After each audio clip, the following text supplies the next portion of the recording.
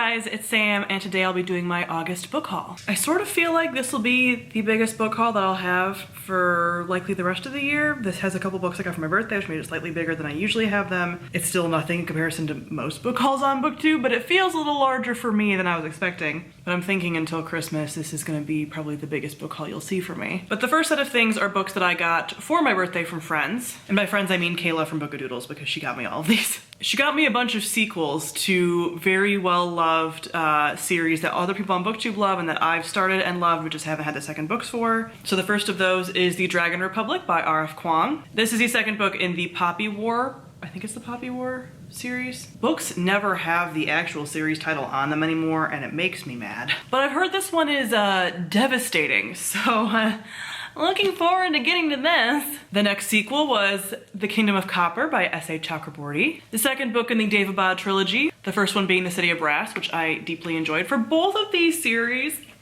I said that I was going to read them shortly after I read the first one so I wouldn't forget things. That hasn't happened. So I'm a little nervous. Do I remember things? Do I not? Do I need to reread the first books? I don't think I do for Poppy War. I think I'll be fine for this one. I know there's recaps. You're gonna be like, read a recap. But sometimes it doesn't have the same feeling as rereading a thing. But then if I reread it, I'm gonna be like Muddy and like reread it. No shade. This is facts. And then it'll be a long time before I read the next one. I'll have to reread again. Like, this is why I don't reread things, because I get caught in this cycle. So I don't know. I feel like I might need to reread that one, but not that one. I'm very unsure. But these are coming up at some point in my reading life. And she also got me volume 3 of Descender. It's a graphic novel series that I really enjoy. I am doing some catching up on graphic novel series lately. I am currently, you'll see this in my wrap up, but I'm reading through Monstrous and catching up with that. I recently bought more volumes of Saga. I want to reread and catch up on The Wicked and the Divine, and then Descender. Those are like my 4 series, all from Image Comics.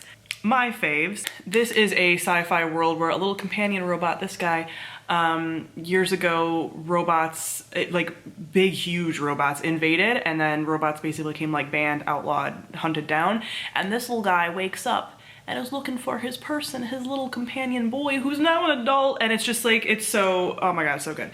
So I'm looking forward to getting this one. It's skinny though. I always hate when the graphic novel volumes are so skinny. Then Jackie, who's a viewer, reached out and said, hey, I don't want my copy of this book. I got like 2. Would you want this? And I was like, yes, because maybe then I'll actually read it and all of you can stop asking. Although it's been, I think you guys had stopped a little bit. It still happens a lot, but you know, it's been a while since this book came out, so I don't get as much questions about it. But that is Rule of Wolves by Leigh Bardugo. Yeah, I hadn't read it because I didn't own it, because the first book was so disappointing to me. I'm not gonna reread the first book.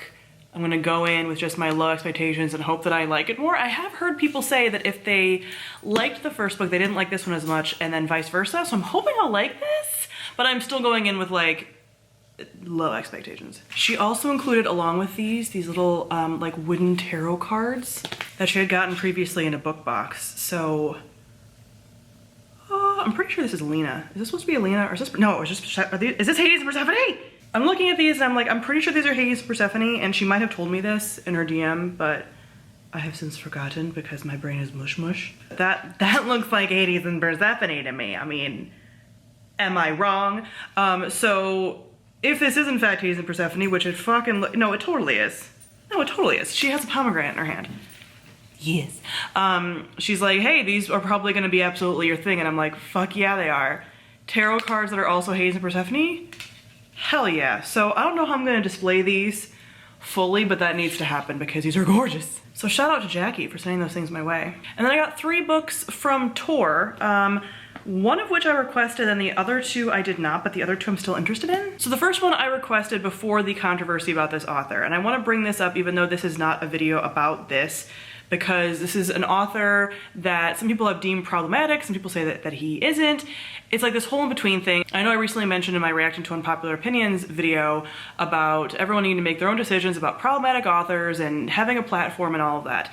So this is one that, like I mentioned in that video, is a very gray area, and I'm willing to hear different opinions obviously if you guys have different opinions, but there's been a lot of kind of back and forth about this one, and that is TJ Klune. So I did request Under the Whispering Door by him before all of that came out about basically the House in the Cerulean Sea. There was an interview that came out, I think it was an old interview that people stumbled upon, where he mentioned using the residential schools for Native Americans and Canadians, like First Nation peoples, as part of his influence for the Cerulean Sea.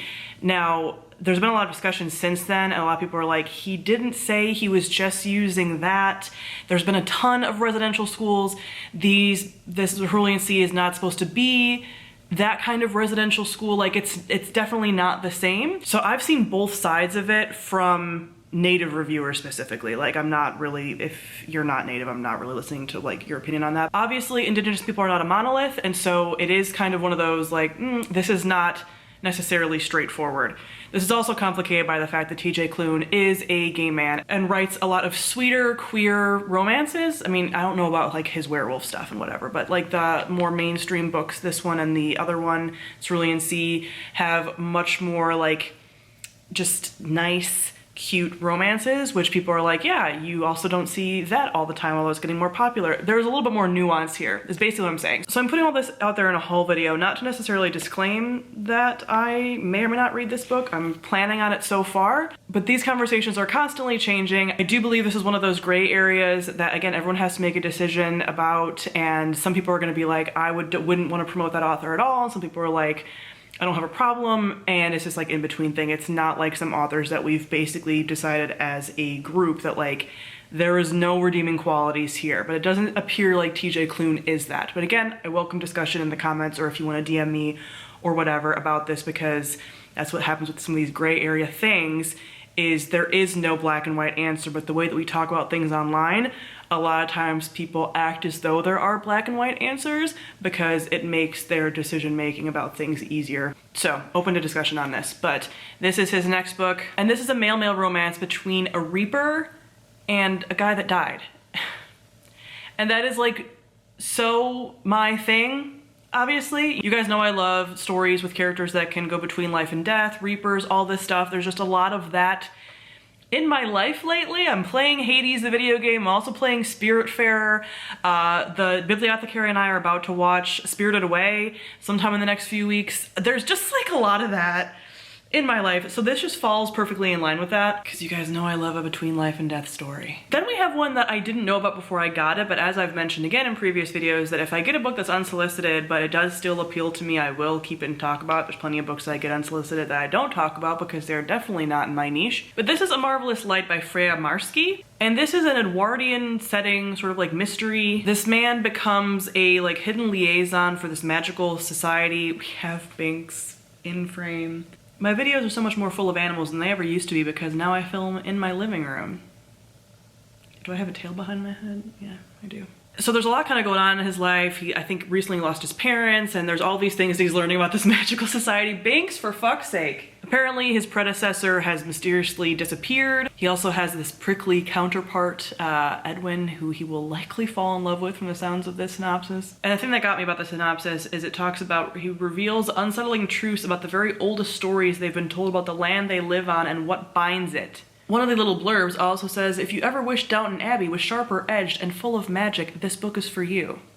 So this appeals to me. Sometimes I struggle with like historical fiction-y fantasy, so we'll see. This is definitely a book that I can see myself picking up and not really liking and possibly DNFing or listening to it on audiobook or something.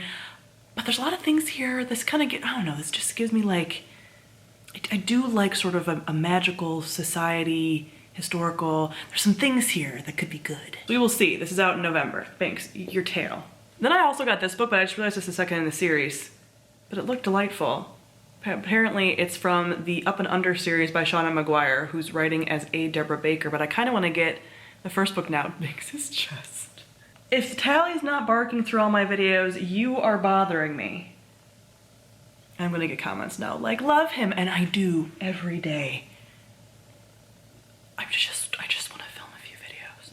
But this is a second book in a little novella series that is apparently like very like nods to Wizard of Oz and Through the Looking Glass, and it's these two kids that are like going on a journey through the Up and Under, which is a magical little world. So I would like to read these. I might reach out to them and be like, hi, you sent me this one, but I haven't read the first one. Like, Help.